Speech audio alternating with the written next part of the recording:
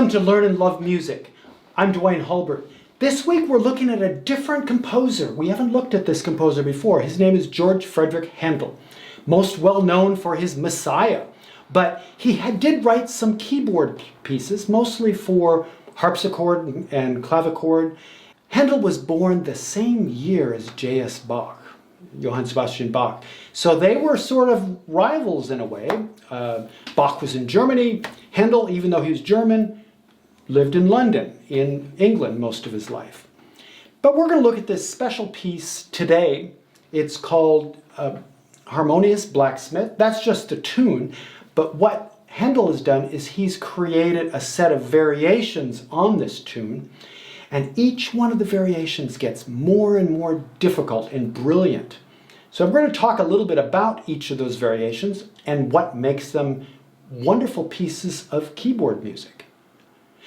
Before we begin, I want to encourage all of you to subscribe to our channel. We want to see you back again. So let's dive into some George Frideric Handel music. So let's start out with this wonderful piece by George Frideric Handel. He starts out with a very famous theme. It's called the Harmonious Blacksmith. Very familiar. It sounds like this.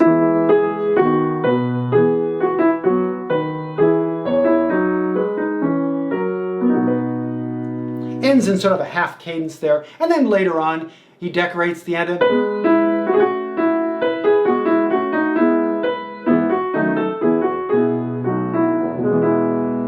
This is the structure that Handel uses throughout the whole piece. He does half of the piece, ends in a half cadence in a dominant key in B major, and then he does the last half of each variation in the key, home key of E major.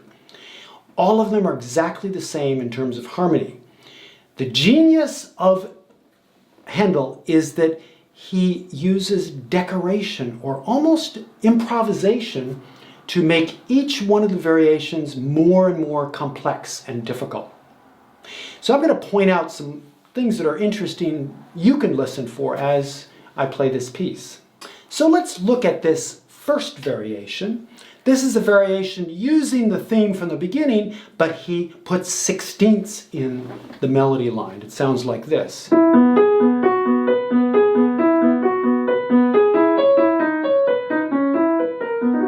What I call a decorated theme, and then he does the second half kind of the same way.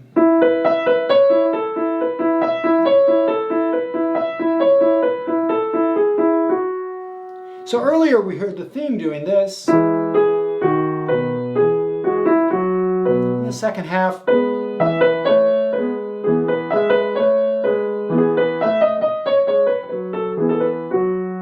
but this first variation is much more active than the theme. Then we go to the second variation. In this variation, he kind of makes the left hand more important than the right hand. Before we heard the theme only in the right hand. Now we hear a left hand, it's almost like a bass line that's really, really active. It sounds like this.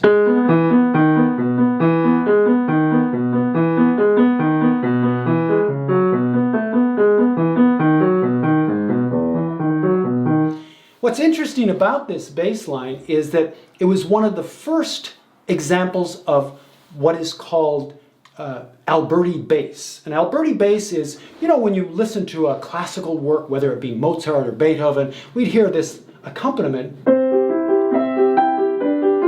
left hand. In this piece, Handel puts this left hand moving line as an accompaniment, an Alberti bass, and it sounds like this. We have the theme above, and so he's always doing something different with either the right hand in the treble clef or left hand in the bass clef.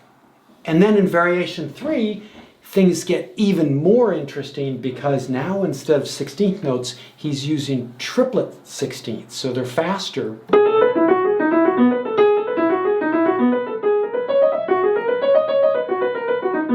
Left hand's kind of boring here, but it provides a little bit of variety, kind of like a bass line. A cello or bass might play this line, but the top line is what's really interesting in this triplet variation. Then we move on to variation 4.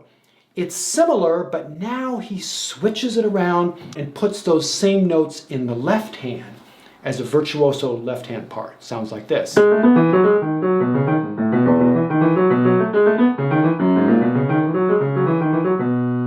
I don't think any cellists could play that, but keyboard players can get around okay, so that works wonderfully against that top line, which is a little more staid. Listen to the two lines together.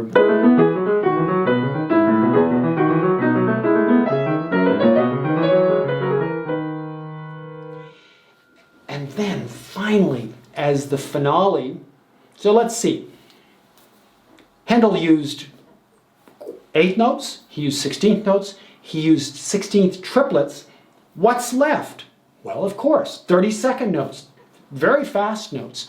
And what he does in this last variation, he creates scales. Of course, all pianists and keyboard players all have to know their scales.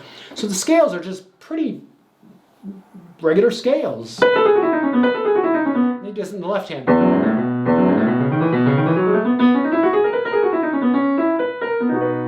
Not too exciting to listen to someone play scales, but the way that Handel puts the left hand and right hand against each other and continues these scales, this creates a wonderful dialogue, and it makes a great ending to this short but beautiful piece. This is what it sounds like, the last variation.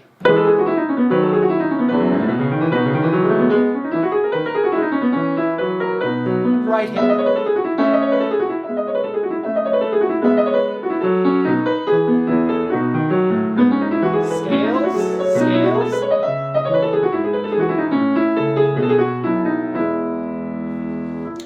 If you want to hear the entire piece, go over to our companion video where you can hear that. It's a great piece of music and just fun to listen to. Thanks for watching Learn and Love Music, and we'll see you next time.